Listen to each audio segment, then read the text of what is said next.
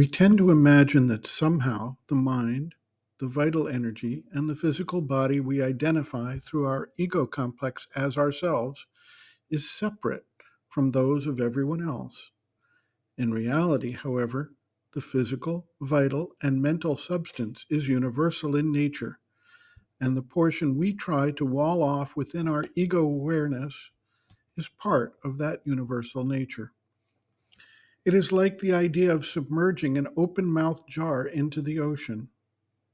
The water that migrates into the jar is the same water that surrounds the jar, and the water flows back and forth between what is inside and what is outside. In addition to the planes of consciousness that we perceive within our limited frame of reference, there are additional planes of consciousness that exist outside our frame of reference, both below and above the range we acknowledge. The subconscient and the superconscient planes therefore exist in universal nature, and their activities can and do impinge upon our lives, whether recognized or not. There is a unique personal component to the subconscient inasmuch as specific experiences, sense perceptions, etc., become part of the subconscient most immediately present to the individual.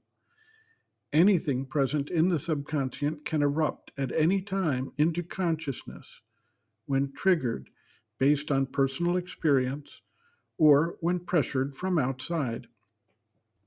Sri Aurobindo observes, quote, "The subconscient is universal as well as individual, like all the other main parts of the nature. But there are different parts or planes of the subconscient. All upon earth is based on the inconscient, as it is called, though it is not really inconscient at all, but rather a complete subconscience, a suppressed or involved consciousness, in which there is everything, but nothing is formulated or expressed. The subconscient lies between this inconscient and the conscious mind, life, and body. It contains the potentiality of all the primitive reactions to life which struggle out to the surface from the dull and inert strands of matter and form by a constant development a slowly evolving and self formulating consciousness. It contains them not as ideas, perceptions, or conscious reactions, but as the fluid substance of these things, but also all that is consciously experienced sinks down into the subconscient, not as precise, though submerged memories, but as obscure yet obstinate impressions of experience.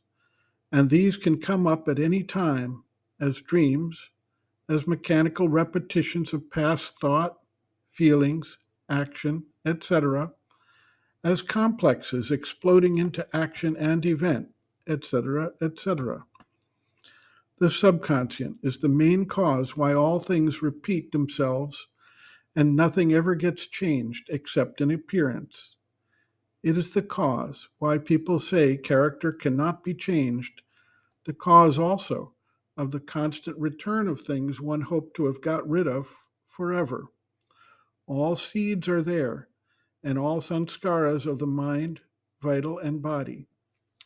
It is the main support of death and disease and the last fortress, seemingly impregnable, of the ignorance. All too that is suppressed without being wholly got rid of sinks down there and remains as seed ready to surge up or sprout at any moment. End quote.